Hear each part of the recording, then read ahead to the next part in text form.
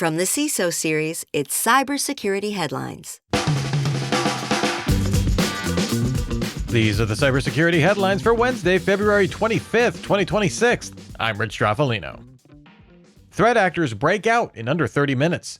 According to CrowdStrike's annual global threat report, the average breakout time for initial network intrusion to other systems fell to 29 minutes in 2025, 65% faster than last year.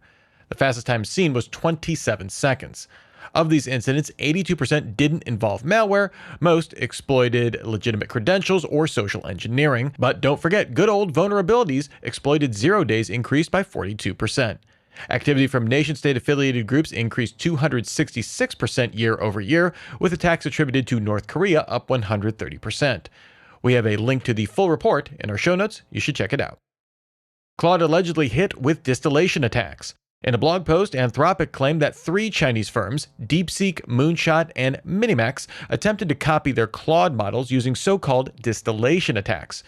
Model distillation is a technique in which a less proficient model is trained on outputs of a more advanced one. Isn't necessarily malicious, it is a legitimate technique, but this approach allegedly saw the firms engage in over 15 million exchanges with Claude using roughly 24,000 accounts.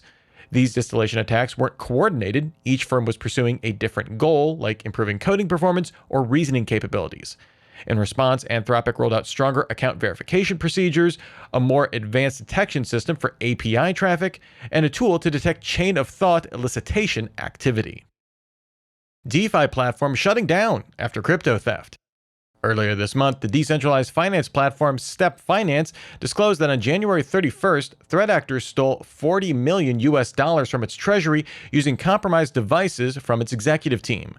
After exploring every possible path forward, Step Finance announced it will shut down all operations by the end of the week, along with the associated projects Solana Floor and the Remora Markets trading platform.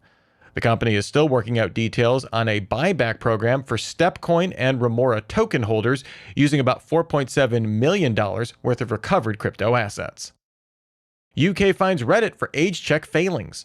The UK's Information Commissioner's Office, we know it as the ICO, fined Reddit £14.47 million after finding that from May 5, 2018 through July 8, 2025, it processed the personal information of children under 13 unlawfully.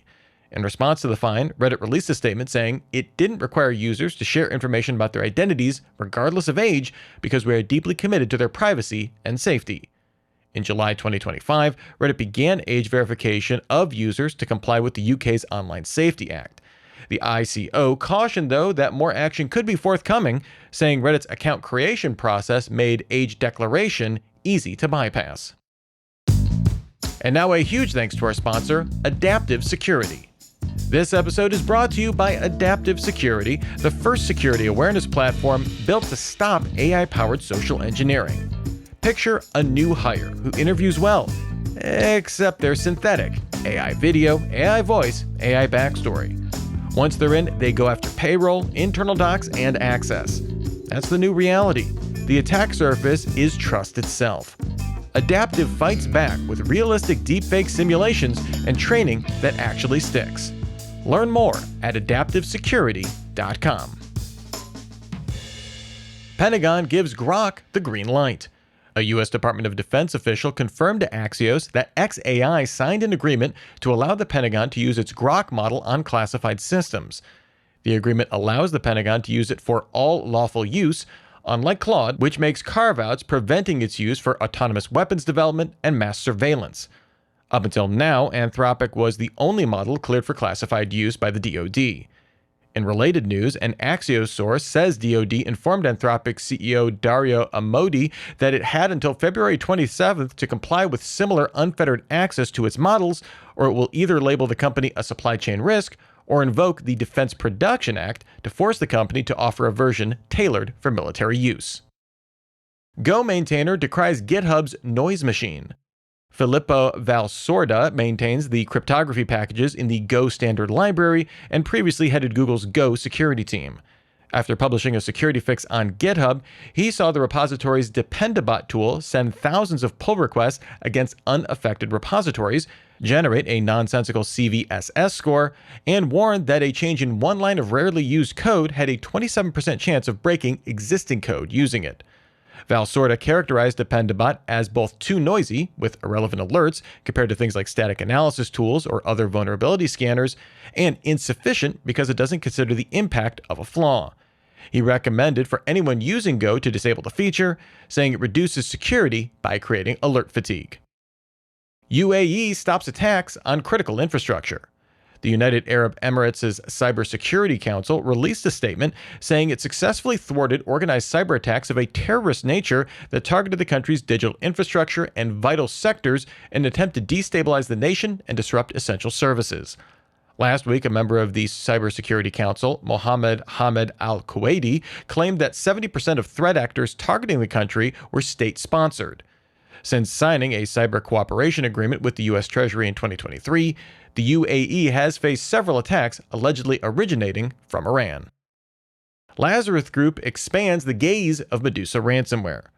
Researchers from Symantec and Carbon Black noted that an unknown subgroup within the prolific North Korean operation began using the Medusa ransomware as a service platform for attacks in the Middle East and on several U.S. healthcare organizations since November 2025. The average ransom demanded in these attacks against the U.S. was $260,000. Tactics used in this campaign do align with previous operations by the Stonefly subgroup within Lazarus, also known as Andariel, but there's no reason to believe these are used exclusively. North Korea typically uses ransomware revenue to fund espionage operations. CarGurus data leaked. The Shiny Hunters extortion group published a 6.1 gigabyte trove of data with over 12 million records. They claim the data was stolen from the U.S. auto platform CarGurus. This includes emails, IP addresses, financing applications and outcomes, and dealer account details. No statement from CarGurus about this publication, but the data has been added to the Have I Been Pwned dataset, which found 3.7 million records were new to its service. No word on how it breached CarGurus, but of late, Shiny Hunter's primary tactic is voice phishing. Hey, are you going to be in Central Florida next week? Then there's a good chance you can join us for a live CISO Series podcast recording. We'll be in Clearwater, Florida on March 3rd as part of the Convene Conference, and then we'll be in Orlando on March 6th for Zero Trust World. For more information on how to join and some discount codes to register for both events, head on over to our events page at CISOseries.com. And if you have some thoughts about the news from today or about the show in general, be sure to reach out to us, feedback@CISOseries.com. We would love to hear from you. Reporting for the CISO Series, I'm Rich Straffolino, reminding you to have a super sparkly day.